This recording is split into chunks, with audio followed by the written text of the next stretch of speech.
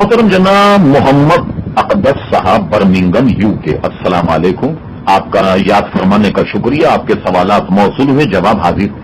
آپ نے ماشاءاللہ ارشاد فرمایا اس اچھے کام پر اللہ تعالیٰ آپ کو اجر عطا فرمائے اور آپ کی عمر میں برکت عطا فرمائے، آمین۔ اور ہمیں امید ہے کہ آئندہ بھی آپ اسی طریقے سے ہمیں اپنی دعاؤں میں یاد رکھیں گے۔ آپ جانتے ہیں کہ ہم بہت کمزور آدمی اور ہمارے ساتھی بھی بہت کمزور، لیکن آپ کی دعاؤں کے ذریعے سے اللہ تبارک و تعالی ہم سے یہ ٹوٹا پھوٹا کام لے رہا۔ اب آئیے آپ کے سوالات۔ پہلا سوال یہ ہے کہ اعلیٰ حضرت محدث تھے، انہیں کتنی حدیثیں یاد تھیں؟ تو آپ جانتے ہیں کہ اعلیٰ حضرت فاضل بریلوی وہ ایسے محدث تھے کہ تقریباً حدیث کی تمام کتابوں کی حدیثیں اعلیٰ حضرت فاضل بریلوی رحمۃ اللہ علیہ کو ازبر تھیں، اور وہ پچھلے محدثین جو ہیں ان کی ایک جیتی جاگتی تصویر تھے۔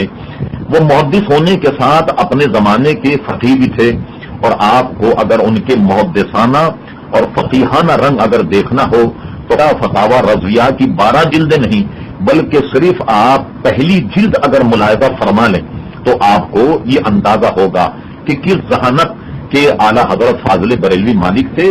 وہ اپنی صدی کے بلکہ آج تک ان جیسا کوئی محدث جو ہے وہ گزرا نہیں، وہ ایسے عظیم محدث۔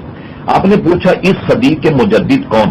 دیکھیے ابھی تک اعلیٰ حضرت فاضل بریلوی ہی کو اس صدی کا مجدد کہا جاتا ہے، ابھی کوئی نئے مجدد صاحب تشریف نہیں لائے، اور اس لیے ہم آپ کو کچھ نہیں کہہ سکتے۔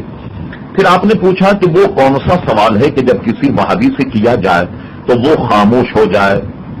دیکھیے ایسے سوالات تو بے انتہا ہیں، لیکن ایک سوال آپ ان سے یہ ضرور کر لیں کہ پوری وہابیت کی عمر کتنی ہے؟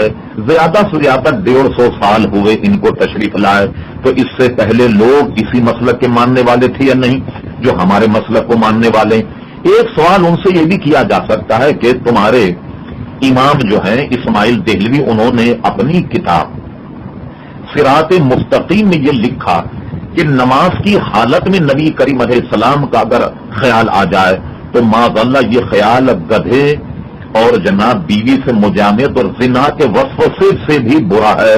مجھے بتائیے کوئی مسلمان یہ گمان کر سکتا ہے کہ نبی کریم علیہ السلام کا جو خیال الیاذ باللہ تعالی الیاذ باللہ تعالی وہ بیوی سے صحبت اور مجامعت اور بیل اور گدھی کی صورت مستغرق ہونے سے برا ہے؟ اس کا جواب وہاں بھی کیا دیں گے؟ اور اگر جواب دے کوئی تو ہمیں بھی ذرا بتائیے۔ چوتھا سوال آپ نے پوچھا ہم حضور صلی اللہ علیہ وسلم کو حاضر و ناظر مانتے ہیں، جبکہ وہابی کہتے ہیں کہ لفظ شاہد کے معنی ہے عینی حاضر نہیں۔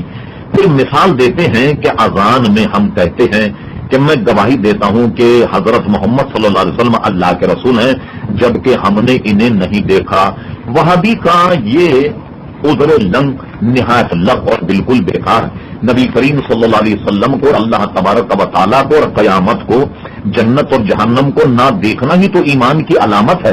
دیکھیے قرآن مجید فرقان حمید میں ارشاد ہوا الف لام میم ذالک الکتاب لا ریب فیہ، فرمایا یہ وہ کتاب ہے جس میں کوئی شک کی گنجائش نہیں۔ فرمایا ھدی للمتقین الذین یؤمنون بالغیب، یہ کتاب متقی لوگوں کو ہدایت کرتی ہے جو غیب پر ایمان رکھتے ہیں۔ تو ایمان تو نام ہی ساری باتوں پر غیب پر ایمان رکھنے کا نام ہے۔ اب ان کا یہ کہنا کہ حاضر کے معنی جو ہیں بے عین ہی حاضر کے نہیں ہیں۔ اب اس وہابی سے پوچھئے جس کا ٹکراؤ آپ سے ہوا، اس سے کہیے کہ نماز جنازہ پڑھے۔ نماز جنازہ میں وہ یہ پڑھے گا اللہم اغفر لحینا و میتنا و شاہدنا و غائبنا۔ اب اس وہابی سے پوچھے کہ یہاں لفظ شاہدنا کا ترجمہ یہ ہے یا نہیں کہ اللہ ہمارے حاضر کو جو سامنے میت رکھی ہوئی ہے ہمارے اس حاضر کو بخش دے۔ تو معلوم ہوا کہ شاہد کا ایک معنی یہ بھی ہے کہ جو جسم اور جسمانیت کے ساتھ وہاں موجود ہو۔